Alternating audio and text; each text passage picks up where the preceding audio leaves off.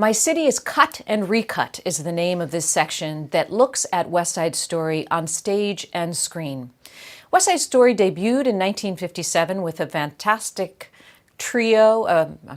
West Side Story debuted in 1957 with some of the most celebrated creators of Broadway. Jerome Robbins as director and choreographer, Leonard Bernstein as the composer, Arthur Laurents as the playwright, and Stephen Sondheim as the lyricist. So it was probably set to be pretty good.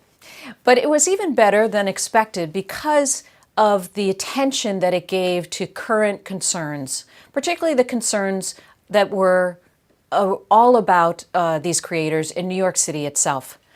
Robbins' attention to New York as a way in which to understand himself really come out most clearly in his creativity and inspiration for West Side Story.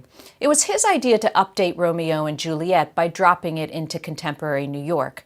When they first thought about it, these creators, they thought this was between Jews and Catholics on the Lower East Side, perhaps more about their generation or their parents' generation than the current generation.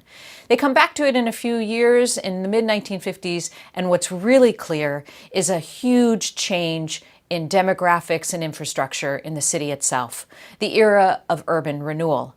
In fact, the home that Robbins lived in 1955 at Park Avenue and 55th Street, he photographs and because it is soon to be demolished.